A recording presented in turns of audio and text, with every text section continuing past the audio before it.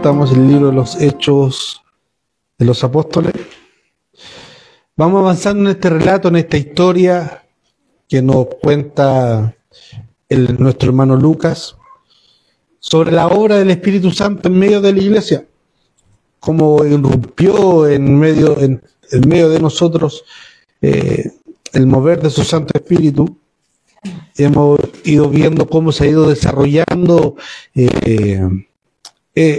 todo esto que nos presenta Lucas, los pormenores, los momentos de gran gloria, de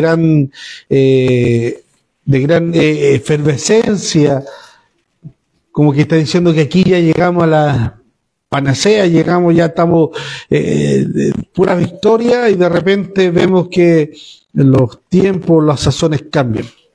También vemos cuál es el origen, el motivo, la misión y visión de la iglesia, dada nada más que y nada menos por aquel que creó la iglesia, aquel que formó la iglesia. Vemos que es el que da la visión y la misión y el objetivo de la iglesia. Y claramente no podría ser otro. Solamente el dueño o el que crea una fundación, el dueño de la empresa, sabe cuál es el objetivo de la empresa. Y aquí vemos que Jesús es aquel que da la visión y el objetivo de la iglesia.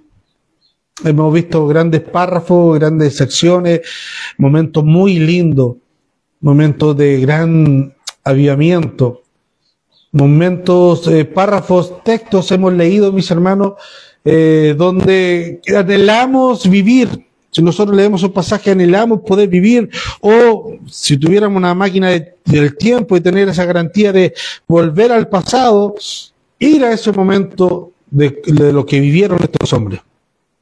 Ahora estamos entrando aquí en una etapa bien dura o cruda, por así decirlo, porque del paréntesis que hace Lucas con Pedro y Cornelio, vuelve a una etapa que se inició con Saulo cuando perseguía a la iglesia, ¿cierto? Que dice que persiguieron a los demás, pero solamente los discípulos se quedaron en Jerusalén, todos los demás fueron esparcidos.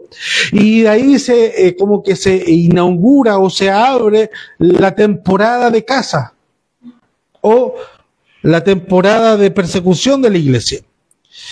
Y luego vemos que esta persecución llega afuera de Jerusalén, y podemos ver que los que salieron de Jerusalén, pero la persecución no llega a Jerusalén, sino que el evangelio llega a Jerusalén. Por medio de la persecución llega a Antioquía.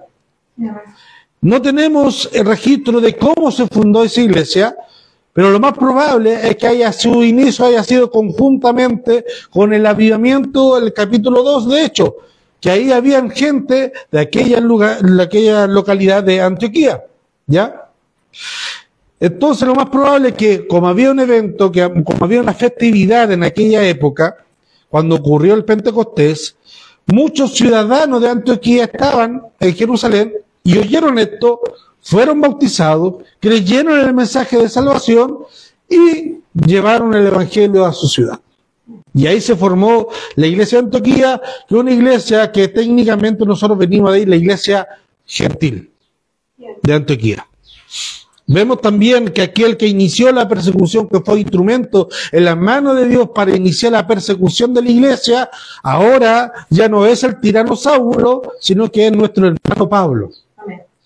En el cual, por mano y por medio de este gran hombre, este gran pilar de la iglesia primitiva que era Bernabé, fue instrumento para consolidar, confortar y también para exhortar a la iglesia de Antioquía, a estos nuevos creyentes. ¿Ya? Y vemos ahí en el relato de Lucas que Bernabé, al ver lo que sucedió en Antioquía, dice que se maravilló al ver de que la mano de Dios, la gracia de Dios estaba sobre ellos. Ver lo que estaba sucediendo con esos cristianos en la ciudad de Antioquía, en esa localidad, ver que la gracia de Dios era evidente en la vida de ellos, que no eran unos creyentes seculares, unos creyentes gentiles que les faltaba, que aún a lo mejor estaban viviendo un periodo de emoción, de efervescencia, sino que Bernabé vio que efectivamente la gracia de Dios estaba sobre ellos. Y era tan en la gracia de Dios que vemos más adelante que Dios provee a la iglesia de Antioquía, a la iglesia gentil, de profecía, de palabra profética, de advertencia, que va a venir una hambruna. Y para ello, ellos se prepararon para lo que venía más adelante. Ellos creyeron, no se les dijo en qué tiempo, en qué situación o cómo iba a ocurrir esta hambruna, cómo iba a llegar esta hambruna en este lugar, a esa región, pero sí dijeron que iba a ser en toda la tierra habitada.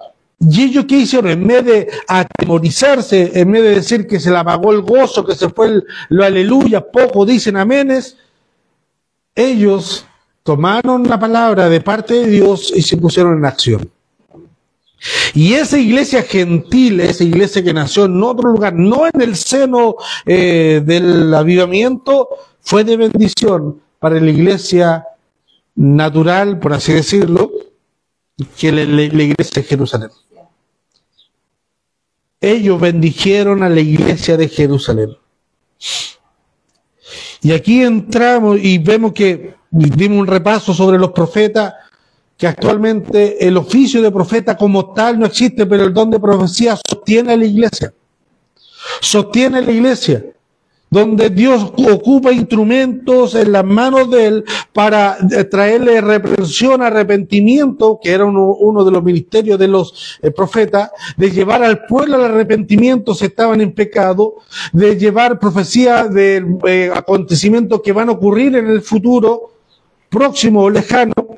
No solamente los profetas en el Antiguo y Nuevo Testamento tenían que decir palabras canónicas que apuntaban al Mesías. Hay muchas profecías que no apuntan, en el Antiguo Testamento, que no apuntan al Mesías. La mayoría sí apuntan al Mesías. Era una función principal, que hablaban sobre el Mesías venidero. Pero hay otras profecías que no. Por ejemplo, en Habacuc, con otros profetas, vemos que le profetiza a Israel como nación un lugar físico. Que muchos dicen que en el año 1947, si es que no me acuerdo de la fecha, cuando se proclama Israel como nación, se cumplió. Y hay otras profecías que aún no se cumplen.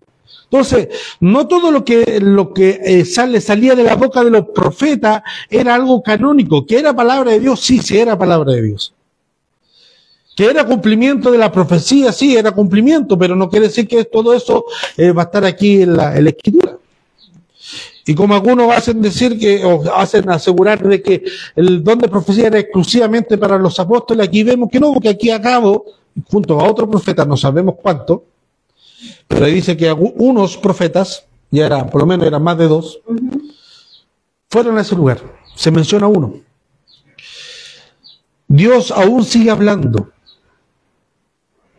Ahora, si un instrumento se levanta a decir, oí que traigo palabra de profecía, lo que él diga tiene que ir en concordancia a la Escritura. Ahora se dice otro disparate de que como sale una nueva revelación actualmente, de que ya no son 3, sino que son 4, que el Padre, el Hijo y el Espíritu Santo se esconden en el Altísimo. Esta teología o este pensamiento que lo trae esta mujer de Font, algo por ahí, no sé, pero una que es muy conocida, muy popular ahora, no me acuerdo, pero algo de Font, esta mujer cuadrangular, que por algo a mí no me gustaba y no me calzaba la agrupación Miel San Marco, también se asocia a eso, y aquí en Chile lo está exponiendo el reverendísimo Billy Bunster, ¿ya? Y eso de ahí se va a ir se va a expandir en todas estas iglesias neopentecostales, bien, se van a ir ramificando. Entonces, esa es la nueva postura, creo que se llama cuadridimensional, algo por ahí, donde el Padre, el Hijo y el Espíritu Santo se esconden o están dentro del Altísimo, y el Altísimo es todo, por eso son 3 en 1. según ellos, ¿ya?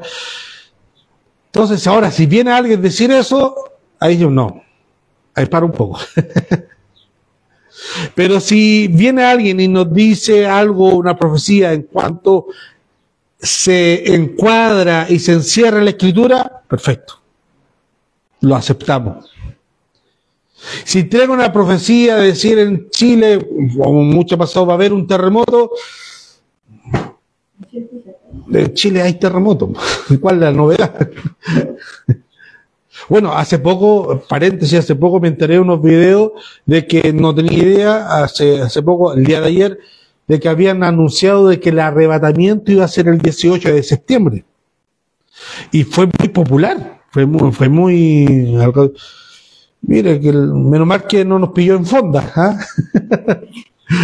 Menos mal que no nos pilló en esos quehaceres. Pero el tema es que cada cierto tiempo se levantan, y por eso está ese lado de que quieren anular el don de profecía por estos excesos, por estas nuevas revelaciones. Pero nosotros vemos que también los profetas del Nuevo Testamento no entregaban revelaciones. Muchas veces confirmaban lo que ya se había dicho, pero al pueblo se le había olvidado. Arrepentido, buscar al Señor, volverse al Señor, seguir su mandamiento, escuchar su palabra, todo eso el pueblo ya lo había dicho, ya se había dicho, pero se le habían olvidado al pueblo. ¿Ya? Bien, entonces proseguimos, paréntesis cerrado, seguimos más adelante. Y hoy nos encontramos en este pasaje que vamos a leer, entramos al capítulo 12 y entramos en un área bien oscura, bien tenebrosa, que duró por mucho tiempo. Y vamos a leer del versículo 1 al 5. Y por título tiene Jacob muerto, Pedro encarcelado. Y dice así en el nombre del Señor. En aquel mismo tiempo, el rey Herodes echó mano de algunos de las iglesias para matarles. Y mató a espada a Jacobo, hermano de Juan. Y viendo que esto había agradado a los judíos, procedió a prender también a Pedro. Eran entonces los días de los panes sin levadura. Y habiéndolo tomado preso, le puso en la cárcel, entregándole a 4 grupos de 4 soldados cada uno para que lo custodiasen. Y se proponía sacarle al pueblo después de la Pascua. Así que Pedro estaba custodiado en la cárcel, pero la iglesia hacía sin cesar oración a Dios por él. Oremos al Señor. Eterno y buen Padre Celestial, gracias te damos, Señor, por esta hora que usted nos permite en este día de lluvia, mi Dios amado, de poder estar reunidos en torno a ti. Gracias te damos por tener la oportunidad de escuchar tu palabra, de meditar en ella, mi Dios amado. Que tu Santo Espíritu sea alivianando nuestro corazón y nuestra mente para poder recibir lo que usted nos quiere entregar, mi Dios amado. Que tu nombre sea exaltado y glorificado en medio nuestro y que tu iglesia sea edificada en estos tiempos. Te lo rogamos, mi Señor, en el nombre de Jesús. Amén y amén. Bien. Vimos anteriormente de que en Antioquía se le llamó por primera vez cristiano a los cristianos. Y vimos, como ya lo había dicho en la coordinación, y vimos que este anuncio, este cartel, no se lo puso ellos mismos, como actualmente. Iglesia Bíblica, Tiempo de Gracia, Iglesia Bíblica Trinitaria de la verdad fundamentada, del fundamento principal de los últimos tiempos, de la verdad verdadera. Como cada iglesia puede ponerse. Ciertamente algunos se ponen iglesia bíblica porque ese es su objetivo, esa es su visión de centrarse en la Biblia, ¿cierto? Algunas iglesias cristianas, iglesias pentecostales, iglesias bautistas. Pero este título, que se lo ponen de las denominaciones, o primera iglesia de la primerísima no sé cuánto, haciendo alusión que son la primera, que vienen de la raíz no sé cuánto de dónde, pero la alusión a cristiano no se lo ponen los mismos cristianos, sino que se lo ponen los de afuera. ¿Ya? Los de afuera ven el actuar de estos seguidores de Cristo de Jesús y por ende le llaman cristianos. Porque su vida y sus hechos concordaban con lo que decían, con lo que anunciaban, con lo que predicaban. Tanto interna, públicamente, como también internamente, no había un cambio en su pensamiento, ¿ya? Ciertamente algunos dicen, no, yo soy tal cual como yo soy en todos lados. No, eso no es, porque uno tiene que ver que hay momentos serios y hay momentos que no son tan serios. Un momento de junta, por ejemplo, en esta época de 18, de pasarlo bien, disfrutarlo, lo vamos a estar con la misma euforia cuando estemos en un funeral. Es distinto, es la misma persona en distintas situaciones. ¿Ya?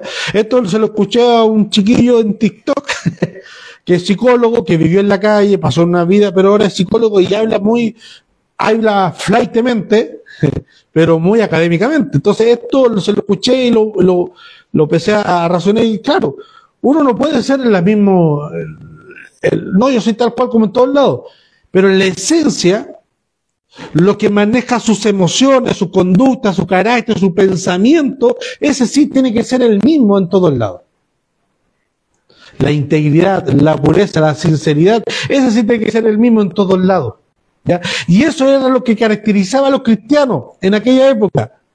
Ellos lo que vivían públicamente era lo que vivían internamente también. No solamente era lo que vivían en el servicio actualmente, no, que hay que ser constante, hay que ser, no hay que robar, no hay que mirar a la mujer del prójimo, hay que ser honesto aquí y allá. Y en el trabajo, en la iglesia, en el trabajo, en la universidad, en el colegio, en la casa, es totalmente distinto. Hay experiencia por montón para graficar este aspecto, pero siempre que traigo a colación una compañera de trabajo cuando estábamos estudiando, de universidad, cuando estaba estudiando, me dijo, ¿cómo quieres que yo crea en el Evangelio si los mismos cristianos no dan consecuencia de lo que creen? Por ejemplo, en la casa de ella, al lado vivía un pastor, que en la iglesia que él pastoreaba estaba al lado del almacén, del único almacén que tenían para ir a comprar. Entonces, para ir a comprar tenían que pasar por al lado de la iglesia y cada vez que pasaba estaba el pastor ahí hablando, obviamente, de santidad, de amor al prójimo, de ser verdadero cristiano, de aquí, de allá, bla, bla, bla, bla, bla, o si no, pecado, consecuencias, lo que siempre se habla en iglesias pentecostales más fundamentales. Pero en su casa agarraba garabato a sus hijas, le pegaba a su señora, gritoneaba y era un borracho. Entonces, me decía ella, ¿cómo quieres tú que yo crea en eso? Entonces, muchos de los que en esa época creían y servían a ciertos dioses, había una dicotomía entre lo que ellos creían y lo que hacían.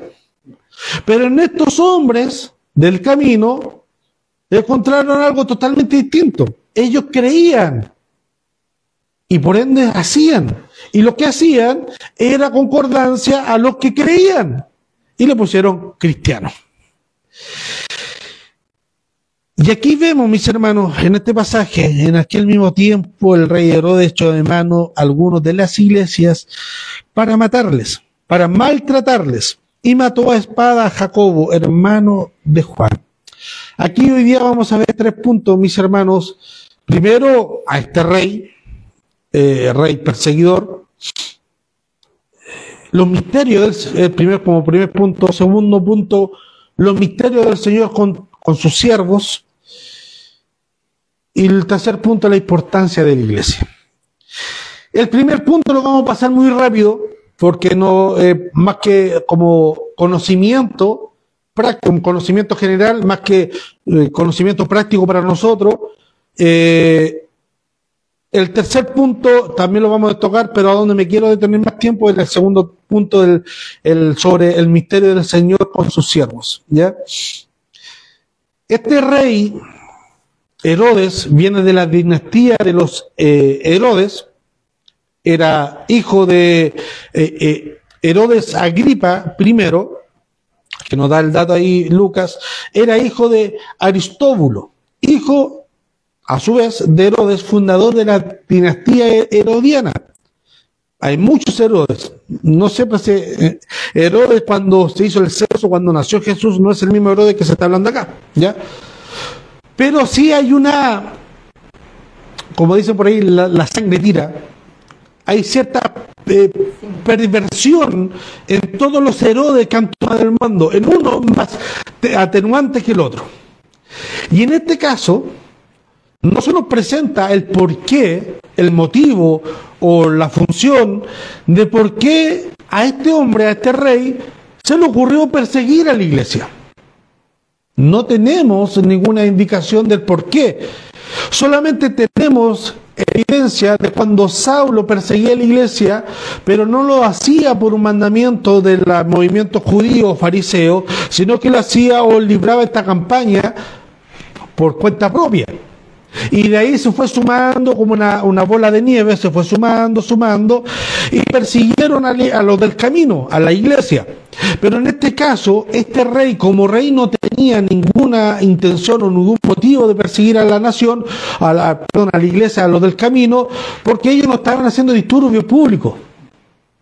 Hasta el momento no había ninguna problemática de que se levantaran en rebelión para que Herodes tomara acciones de perseguir a la iglesia y maltratarlo.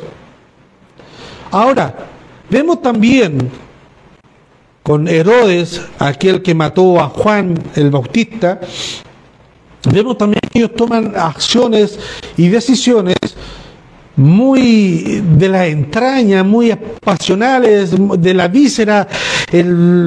Por ejemplo, cuando mató a Juan el Bautista, no quería matarlo. La esposa que tenía Herodes se la quería matar.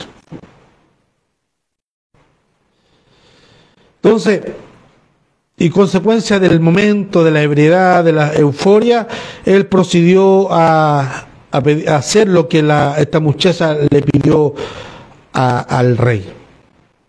Entonces vemos que son gente que son llevadas por pasiones. A lo mejor ¿por qué quiso perseguir a la iglesia y buscar la muerte de ellos? Era para buscar terrenos políticos.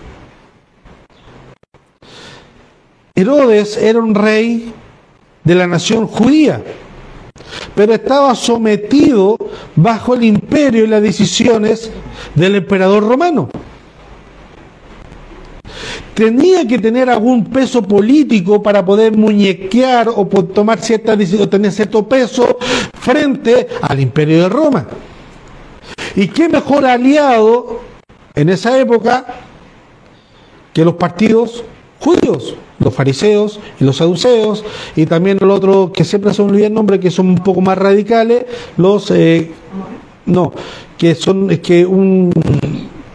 un discípulo de Jesús era de este partido muy radical, ya me voy a acordar, pero siempre se me olvida el nombre, de un partido muy radical que son tajantes,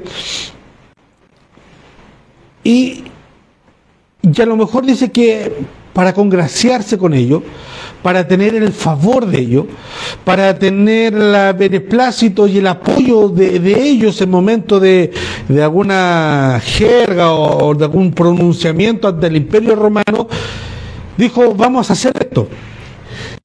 Y la clave, o el que nos puede dar ayuda para tener esta hipótesis, es, gracias hermano Cristian Aguayo, por Facebook, los celotes. Ahí está, muchas gracias, los celotes. Entonces, como vio que cuando encarceló y mató a Jacobo, le agradó a los judíos, a los fariseos, prosiguió.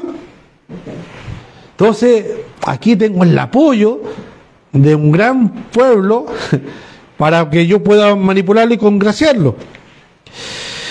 Ahora, frente a estos actos, mis hermanos, frente a estos hechos, es difícil, y frente a los muchos tiempos que hemos estado viviendo a través de la historia y los que van a venir hasta que Cristo venga, es difícil mantener en pie o tener ese ánimo de orar por las autoridades, ¿ya? Ahora, el mandato es orar por las autoridades. ¿Ya? No es la semana pasó tantas cosas. Pasó te debo un evangélico, para el caso del hermano Steve Lawson, pasó tantas cosas. El tema es orar por las autoridades, no ponerse coqueto con las autoridades, no sobarle el lomo a las autoridades, es orar por ellos. Ahora, ese orar es para que, si no son cristianos, que llegue la salvación a ellos. Porque no le podemos pedirle buenas leyes o que oren bien si no les ha amanecido la luz. Si a nosotros nos cuesta mantener una vida de piedad, que nos ha amanecido la luz por misericordia, imagínense a ellos. Entonces no podemos esperar que nazcan buenas intenciones de alguien que no ha nacido la luz. Debemos orar por ello, así como oramos por todos los pecadores, por nuestros familiares que están alejados por Cristo. Debemos orar por ellos. Ciertamente no nos hacen fácil la tarea de orar por ellos, se nos hacen difíciles, pero nuestra responsabilidad es orar por ellos. No sobarle el lomo ni ponernos coquetos como pasó el domingo pasado. Que ya, bueno, no quiero entrar ahí, ¿ya? Entonces, este hombre que estaba en el reinato, a pito de nada, motivo de nada, empezó a perseguir la iglesia, a Jacobo. No debemos confundir a este Jacobo con el hermano de Jesús, ya Santiago. Pero aquí vemos que, según los estudiosos, vemos que aquí hay una estrecha relación en cuanto a lo que Jesús habló con Jacobo, este Jacobo, y con Juan, su hermano. Y por mientras vayan busquen ahí Marcos 10:39, por favor búsquenlo. Podemos ver una correlación. Hermanos, como ya lo hemos dicho, el paréntesis que hizo Lucas con Pedro y el avivamiento en la casa de Cornelio, en un paréntesis, luego vuelve el capítulo 11, versículo 11, ahora bien, lo que habían sido esparcidos, hace relación a lo que Jesús le había dicho en el capítulo 1, versículo 8, y me seréis testigos, ¿en dónde? Jerusalén, en Samaria, Judea, hasta lo último de la tierra. Ya, hasta el momento no había ocurrido. Dios tomó a Saulo para iniciar este esparcimiento hasta lo último de la tierra. Y ahí vemos que se ha ido cumpliendo a cabalidad, cumpliendo a paso. Y note que en el capítulo 1, versículo 8, Jesús le dice, y recibiréis poder para que me anunciéis y me seréis testigos. La raíz de la palabra testigo viene de la palabra mártir. Y aquí entramos en el segundo punto. El primero era conocer a este rey perseguidor. El segundo punto, los misterios del Señor con sus siervos, y aquí entramos en estos misterios. La palabra testigo viene de la raíz mártir. ¿Quién tiene Marcos 10:39? Amén. Léalo. Ellos dijeron, podemos. Jesús les dijo, a la verdad, del vaso que yo bebo beberéis, y con el bautismo que yo soy bautizado, seréis bautizados. ¿A quién se lo dijo? A Jacobo y Juan. A Jacobo y Juan. ¿Qué le estaban pidiendo ellos? Sentarse a uno a su lado cuando venga el reino y estar ahí como primer ministro, qué sé yo, a pituto. Ya, pero le estaban pidiendo eso, tener un grado de autoridad. Y Jesús le dice, a la verdad ustedes no creo que soporten beber el vaso que yo voy a beber. Pero aquí vemos que a estos que le llamaron cristianos ya no le llamaron los del camino, le llamaron cristianos.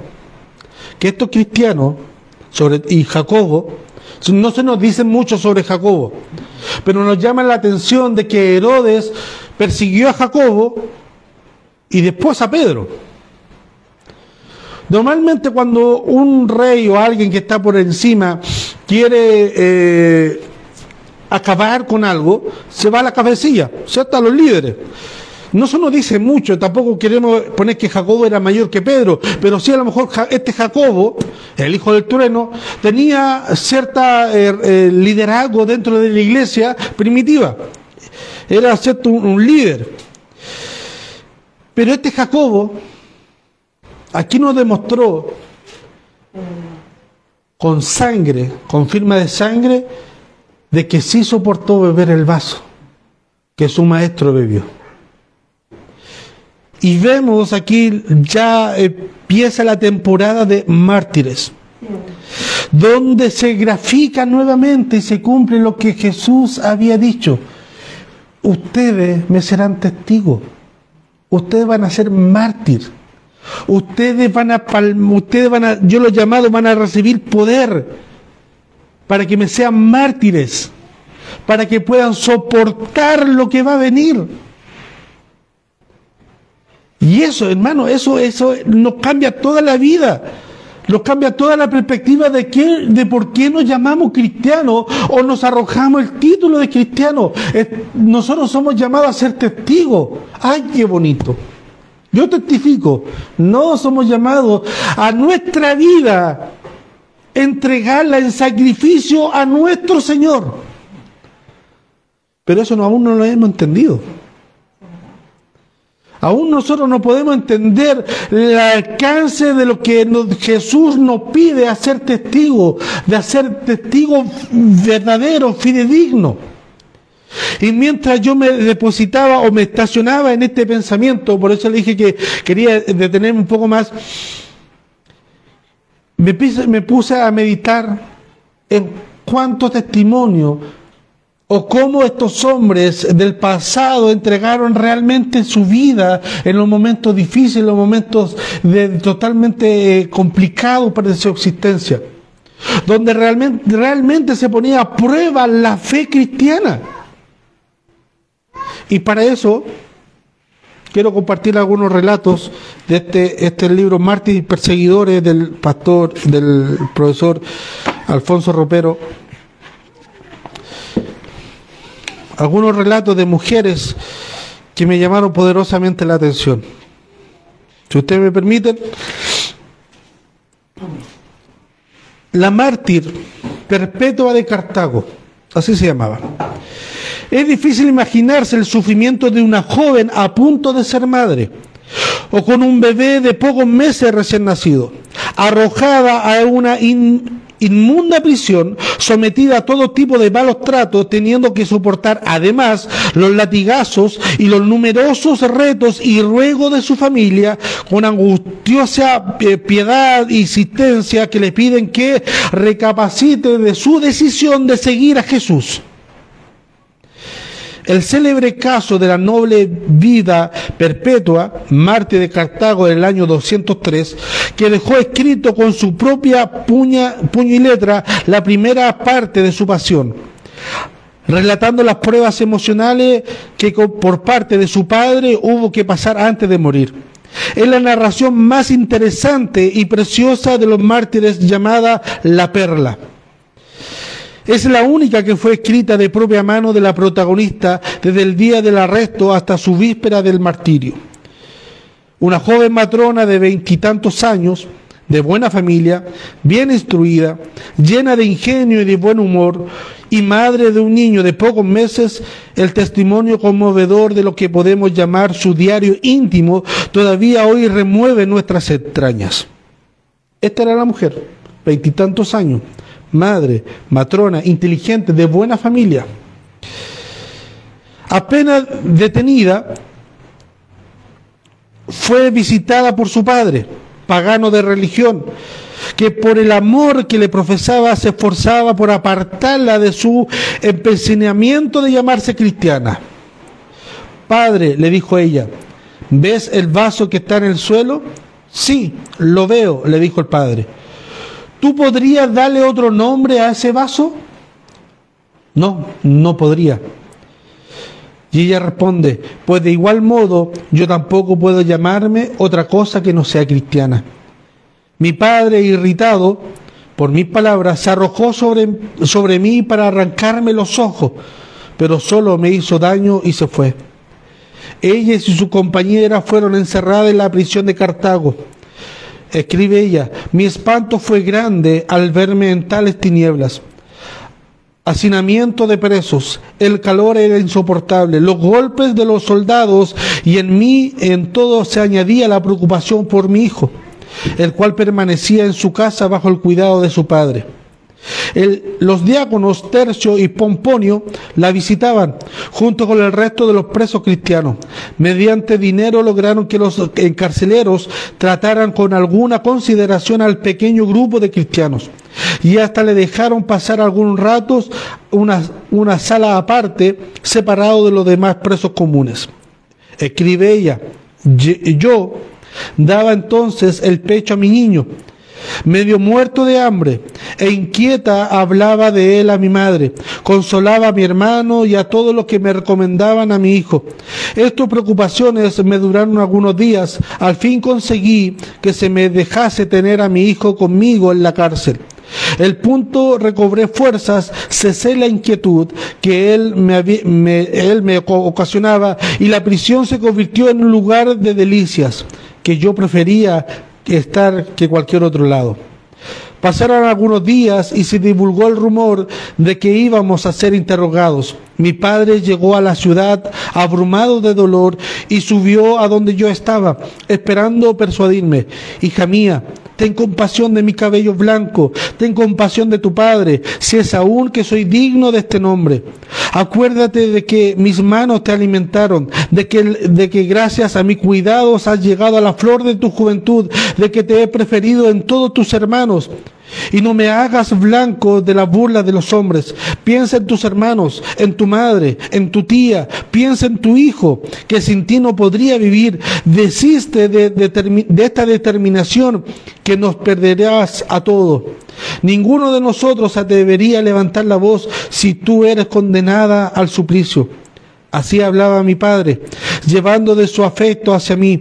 Se arrojaba a mis pies, derramaba sus lágrimas y me llamaba hija mía, sino que me llamaba señora mía.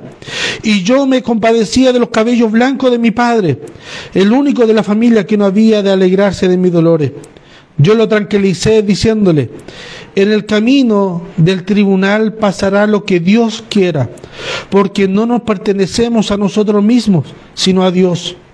Y él se alejó tristemente. Cuando me llegó el turno de ser interrogada, apareció de pronto mi padre con mi hijo en los brazos. Me llamó aparte y me dijo con voz suplicante: ten compasión de tu hijo. Y el procurador iliriano, que había recibido el derecho de espalda al lugar del difunto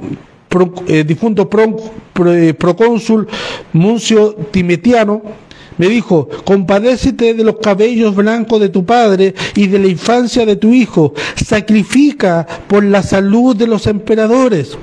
Yo respondí: no sacrifico.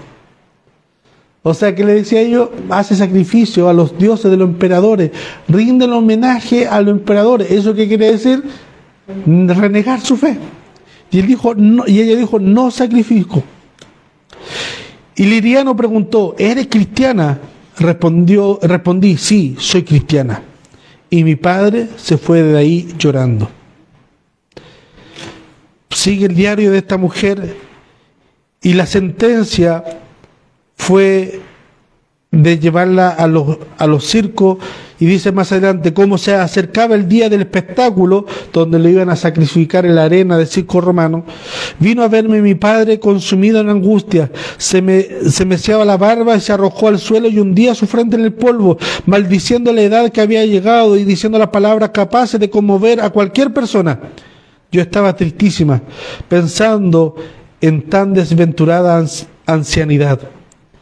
Debíamos combatir en los juegos que se daban por solemnizar el natalicio de César Geta, y el día llegó y lo esperamos con ansia. Y hay un pequeño relato, también hay otro más, pero creo que va a ser muy extenso. Quiero compartir otro un poco más breve, que lo relata en este libro, Locos por Jesús, que son un poquito más breves. Muchas veces nosotros, esto ocurrió en el año 300, 200 después de Cristo. Escuchen este relato. Era una joven de 17 años de edad. Él estaba mirándola fijamente mientras sostenía un rifle frente al rostro de la joven. ¿Crees en Dios? Ella guardó silencio. Era una pregunta de vida o de muerte. Sí, yo creo en Dios. ¿Por qué?, preguntó el verdugo, pero no le dio tiempo de responder. Esto ocurrió en el año 1909 en un colegio en Estados Unidos. Otro ejemplo, en el año 1931, el bandido le dijo al misionero: voy a matarte, ¿no tienes miedo? Jack Vinson sencillamente le respondió: puedes matarme si así aún lo deseas, pero yo iré directamente a estar con mi Dios. ¿Miedo a qué voy a tener? Lo único que se conoce de Jack Vinson es este pequeño relato, pero fue suficiente para inspirar el siguiente poema escrito por Hamilton. ¿Miedo? ¿Miedo a qué?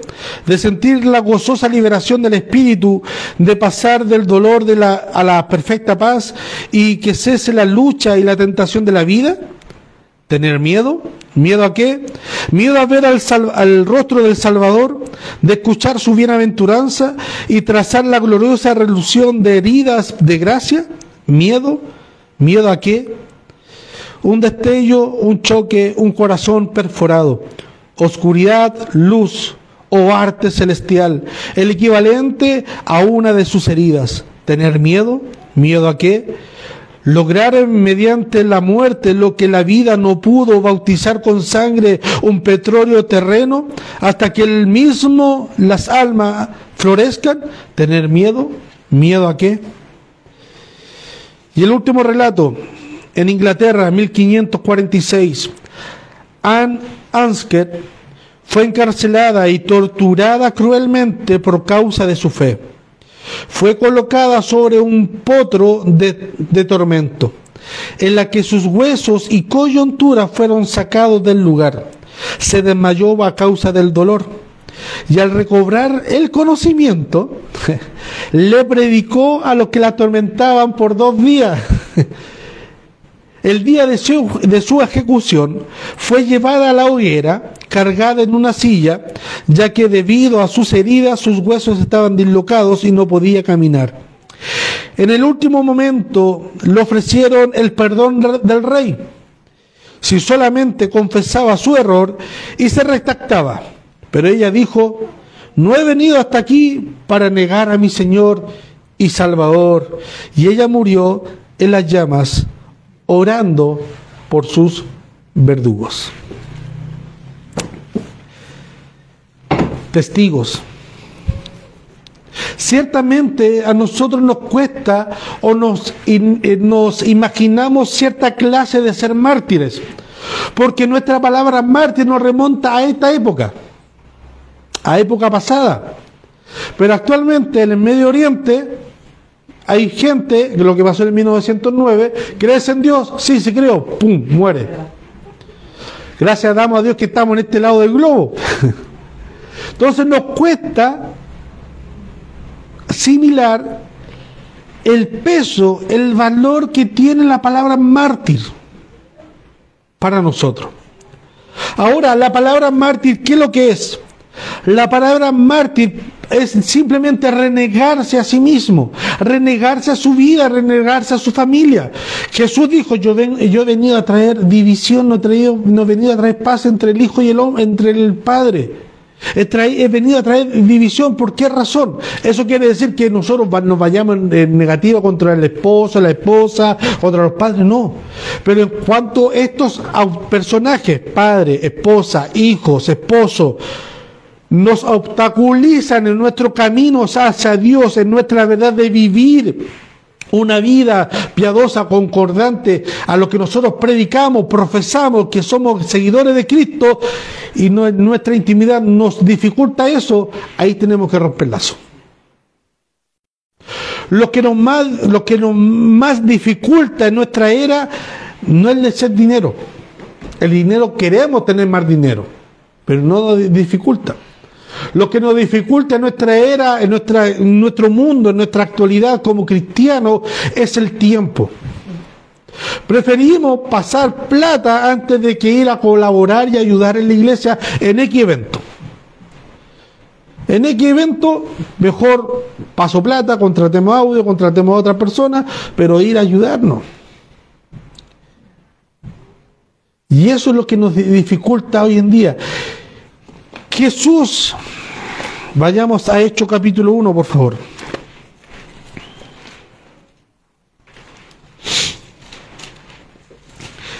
Capítulo 1, versículo 8 dice: pero recibiréis poder cuando haya venido sobre vosotros el Espíritu Santo y me seréis testigo en Jerusalén, en Judea, en Samaria y hasta lo último de la tierra. ¿Para qué vamos a recibir poder nosotros? Para ser testigos. Pero no un testigo que nosotros tenemos en nuestra cultura, sino un testigo mártir. Poder para poder resistir todo aquello. Tener la fuerza para dejar todo aquello, tener la fuerza para cortar lazo con todo aquello que nos dificulte nuestra misión de proclamar el Evangelio de Jesucristo.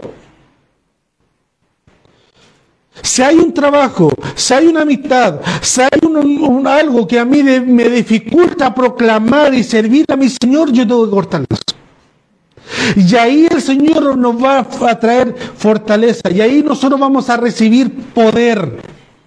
Es el poder que nosotros creemos en nuestra cultura, de los carismas, de los dones, de las expresiones extracorporales en el culto. Hoy día estuvo en la presencia de Dios, se manifestó, pero afuera usted no es capaz de doblegar su vida, de su pecado, de traer a la planta de Dios su vida pecaminosa. Si no es así, entonces usted no ha recibido poder.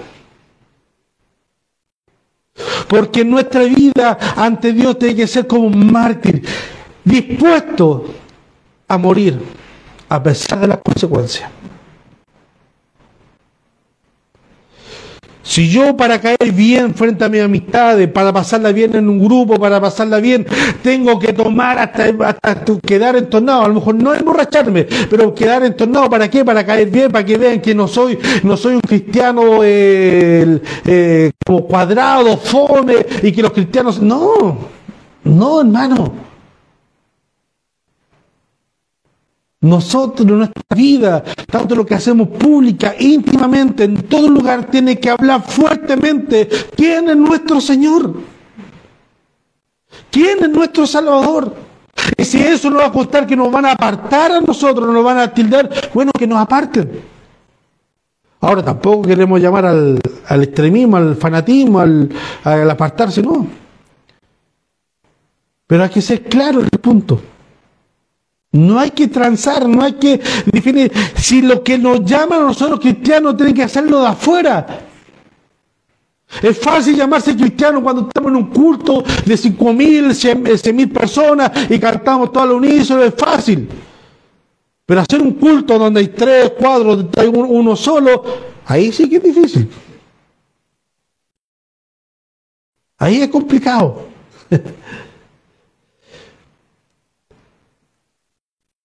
Nosotros no entendemos los misterios del Señor. No entendemos por qué este mismo Señor permitió que mataran a Jacobo. Pero como vamos a ver más adelante, no ocurriese la misma suerte Pedro. ¿Qué le hubiese impedido al Señor, así como mandó al ángel para que sacara a Pedro de la cárcel, también liberar a Jacobo? ¿Por qué no lo permitió?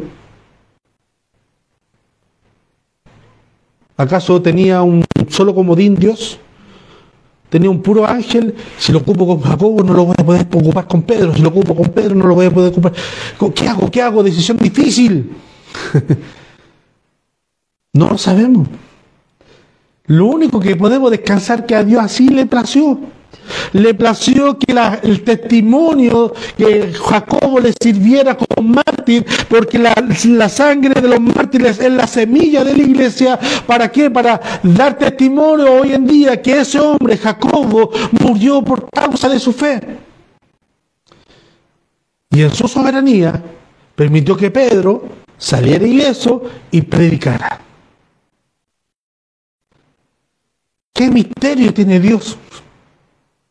¿Por qué Dios lo permitió así? No lo sabemos. ¿Por qué Dios permitió salvar a Moisés y no salvó a los tantos miles de niños que mataron en Egipto? ¿Acaso no tenía poder? La soberanía de Dios, los misterios de Dios, para cumplir su propósito, no el mío. ¿Por qué a tal pastor, tal X le da tantos beneficios al Señor y iglesia tan grande y todo le resulta tan fácil? Porque así Dios lo place. Porque así Dios lo quiere. ¿Por qué a tal lado le permite, no sé, en esta época pasar el 18 de salir para allá, para acá, para allá, y vemos que su vida cristiana no es tan cristiana, pero Dios sí le permite? ¿Y a ti qué te importa? Cuando estaba Jesús tomando desayuno con Pedro después que lo había traicionado, Jesús fue caminando y uno de sus discípulos le pregunta, oye, ¿y este también no va a seguir? Y Jesús le dice, ¿y a ti qué te importa? Si yo quiero dejarlo a que viva hasta que cuando yo regrese, ¿a ti qué? ¿A ti qué te importa? ¿Qué te importa que yo haga como yo quiera hacer? Las decisiones del Señor, los misterios de nuestro Señor para sus siervos son misterios. Entrar en esa nebulosa de por qué Dios permitió hacer esto y no permitió hacer esto otro, es no descansar en la soberanía de Dios. Como le hablábamos tiempo atrás, hermana, el Señor hace tu voluntad, pero en esto y en esto, en esto. O sea, hace tu voluntad dentro del rango que yo te doy. No, pues, si es tu voluntad, es tu voluntad. Aunque la decisión o la solución que tú tomes o la determinación que tú tomes yo no la tengo en mi panorama, pero es tu decisión. Si yo le digo, Señor, hace tu voluntad, pero me gustaría un auto o una camioneta, pero hace tu voluntad, no le estamos diciendo al Señor que haga su voluntad. La soberanía de Dios, los propósitos de Dios para su iglesia, lo determina Él. Si es su iglesia, es su plan, es su visión, es su... Nosotros somos llamados a ser partícipes de esa misión, de ese objetivo, por gracia. Porque el Dios tiene todos los medios para proclamar su gloria. Tiene el universo que día y noche cuentan la magnificencia de nuestro Dios, la gloria de nuestro Señor. Y también tiene a sus ángeles, a los medios que Él quiera para proclamar su grandeza. Pero dentro de todo eso, en su gracia infinita, también nos comparte para que nosotros podamos ser partícipes de esto. Y nos llama a testigos. Nos llama a testigos, pero tenemos que ser testigos fieles. Y el testigo fiel es de ser capaz de dar su vida por su Señor. Y ahí, hermano, y ahí es donde tenemos que tener la confianza de que Él nos va a dotar con fuerza, con firmeza, nos va a dotar con poder para soportar todo aquello. Aunque el mundo se parezca que se venga encima, aunque ya no hay futuro, ya no hay mañana, Él nos va a dar la fuerza, Él nos va a dar el poder. ¿Para qué? Para que su plan se cumpla a través de nosotros. No mi propósito, no mi sueño, no lo que yo quiera hacer, sino que el plan de Él a través de mí, para su gloria. Y nada más. Ya nos va a fortalecer, ya nos va a sostener. Porque ese es el fin en el cual nosotros vamos a recibir poder para que seamos testigos, para que seamos mártires para Él. Y el otro punto muy importante, me encanta cómo termina Lucas esta introducción. El versículo 5 del capítulo 12. Así que Pedro estaba custodiado en la cárcel, pero la iglesia hacía sin cesar oración a Dios por él. La importancia de pertenecer a una iglesia, la importancia de pertenecer a una congregación, la importancia no tan solo de pertenecer a una iglesia, a una congregación, de saber que nosotros pertenecemos al cuerpo de Cristo. donde cesantemente están orando por nosotros, a lo mejor no puntualmente, con la claridad en la mente del rostro de la persona, con el nombre, con el apellido, pero sí están clamando. Cuando nosotros oramos, Señor, protege a tus misioneros, a tus hombres, donde quiera, intercediendo por ellos. La iglesia de Cristo, y sobre todo de ahí, yéndonos, achicando el ángulo, pertenecer a una iglesia es importante, es esencial. Porque así como oraban por Pedro, no me quita la menor duda que también estaban orando por Jacobo. Siempre. Pero Dios cumplió su voluntad con Jacobo de esa manera, de que fuera muerto a espada. La importancia de la iglesia, de una iglesia que ora, de una iglesia que intercede, de una iglesia que está activa, intercediendo fervientemente. O sea, se extiende con fuerza, con pasión. Ahora, ¿cómo yo voy a orar por algo o me voy a involucrar por algo con pasión, con denuedo, si yo no lo creo firmemente?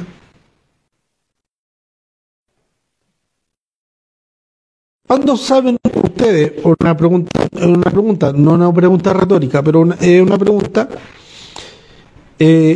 ¿cómo saben ustedes que a ciertas personas les pasó algo?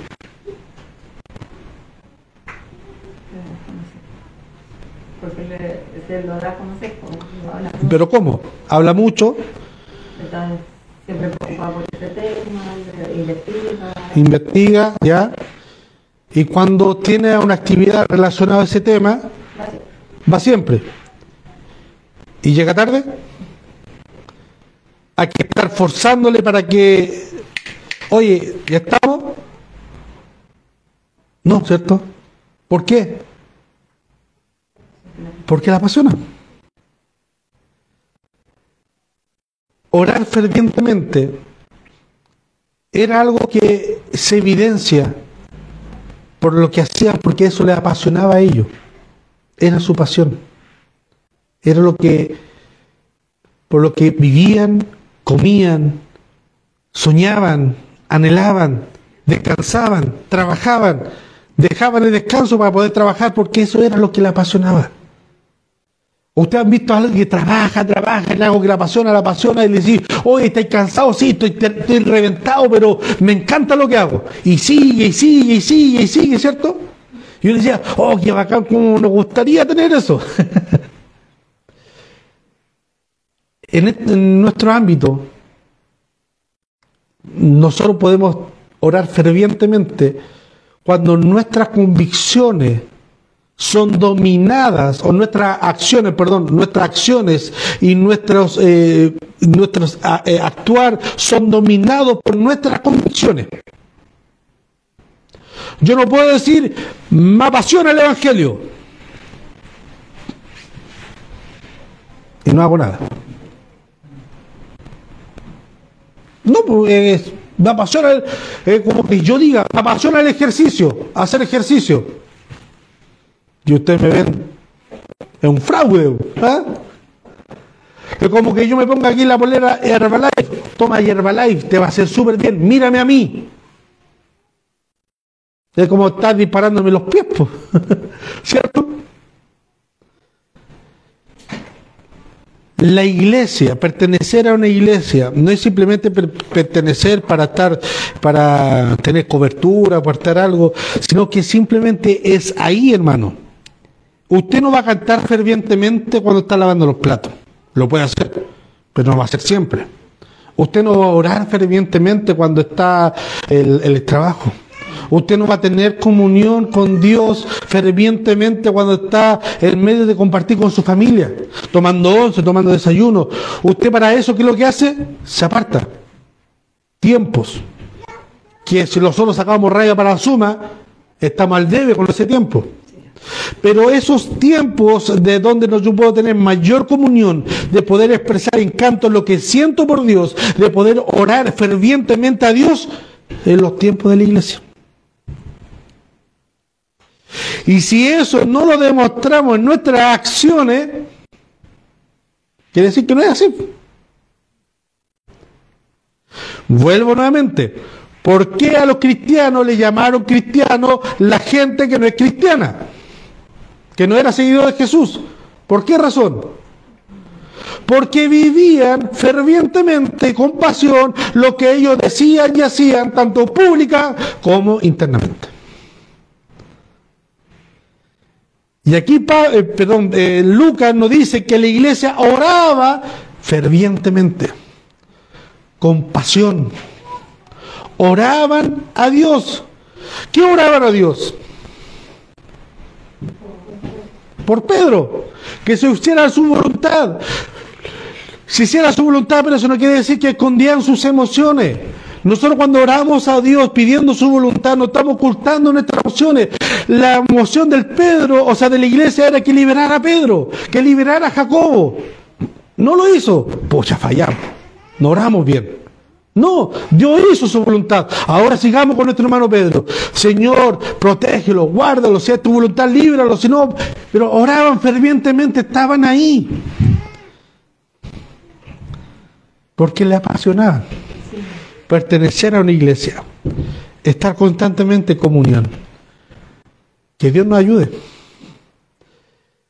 Cuando hoy día sobre todo, cuando leía esta historia, porque esta historia la leí ahora hace poco, se apretaba mi corazón. Y muchas veces no me gusta leer esta historia. No me gusta leer las vidas de estos hombres, porque me hace sentir miserable. Que no he hecho nada, y literalmente no he hecho nada por el Evangelio. No contrastar nuestra pasión, nuestra vida, que dejando al lado, que muchos de ellos, sobre todo este libro está lleno de testimonios de hombres, y el otro libro, Torturado por la causa de Cristo, también experiencial, dejaron todo, hermano, todo, descanso, sueño, anhelo, dejaron todo por Cristo. A nosotros nos cuesta. Hermano, lo que dictó de todo, hija dejó a su padre, esposo dejó a su esposa, esposa dejó a su esposo. ¿Por qué? Porque era todo por Cristo. Nuevamente quiero traer cordura a este mensaje. No quiero que de aquí salgamos y a dejar todo, vida familiar, trabajo, vámonos, no. Pero que Dios traiga esa pasión en nosotros a través de su Santo Espíritu, de ser verdaderos testigos. Y creo que cada predicación de esta serie lo he machucado. Testigos que testifiquen, testigos que hablen. Un testigo que no testifica no sirve de nada, pero un testigo que con su vida, con sus hechos, y tanto externa como internamente, testifiquen la vida de su Señor, que es lo que más nos apasiona, que es más lo que nos quita el sueño, que estamos decididos a dejar nuestro descanso, nuestro sueño, nuestra alimentación, nuestro todo, en pos de ¿qué? De seguir lo que anhelamos. Que el Señor nos ayude, pero ese anhelo correcto, no un anhelo, un fervor a la loca, sino que una causa encaminada, causada, que tenga control, que tenga dirección, porque Jesús dio ese poder para poder canalizar a través de su Santo Espíritu la pasión, canalizar el ser testigo. No es algo descontrolado, no es algo que, ay, el Señor me tomó y perdí la conciencia. No, eso es mentira. Todo lo que nosotros hacemos en el Señor, en el Espíritu, y Pablo lo explica en primera, segunda de Corintios, y en el libro de Efesios, habla sobre vivir en el Espíritu. Nunca habla de algo que perdemos nuestra razón de son y uso, pero que Dios nos ayude a vivir una vida como estos hombres, a vivir la vida de que Jacobo y Pedro enfrentaron, y aún así no rehuyeron. Ciertamente no vamos a llegar al nivel, aunque a lo mejor a muchos cristianos les gustaría vivir esa época de persecución, pero no vamos a llegar a ese nivel de persecución. Pero la batalla está en otra área, está en la mente, en nuestra creencia, en nuestras posturas firmes, en lo que nosotros creemos, pensamos y hacemos. Amén. Pongámonos de pie, oremos al Señor. Buen Salvador, Gracias te damos, Señor, por tu palabra. Ayúdanos, Señor. Sigue formando tu imagen en nosotros, Señor. Sigue trabajando en nosotros, Padre Celestial.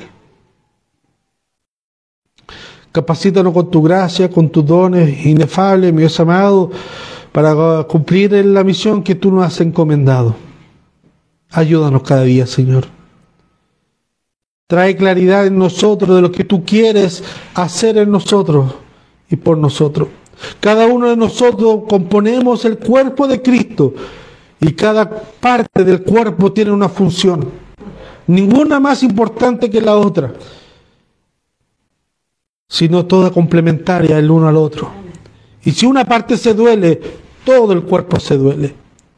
Ayúdanos a cumplir esa función, Padre Celestial. Ayúdanos a ser agentes activos en tu reino, Señor. Ya nos diste el objetivo, ya nos diste las herramientas, ya nos diste la misión y la visión, Padre Celestial. Ayúdanos a cumplirlo. Ayúdanos a ser buenos testigos, Señor, por amor y misericordia. Que no esperemos, Padre Celestial, la persecución, no esperemos cualquier otra cosa para ser buenos testigos. Que no seamos cristianos agentes 007, que nadie sabe que somos agentes o somos cristianos, sino que seamos públicos, Señor. Ayúdanos a vivir la verdad. Tu palabra es verdad y tú eres la verdad. Por amor y misericordia, a través de Jesús. Amén y amén. Te lo rogamos. Amén.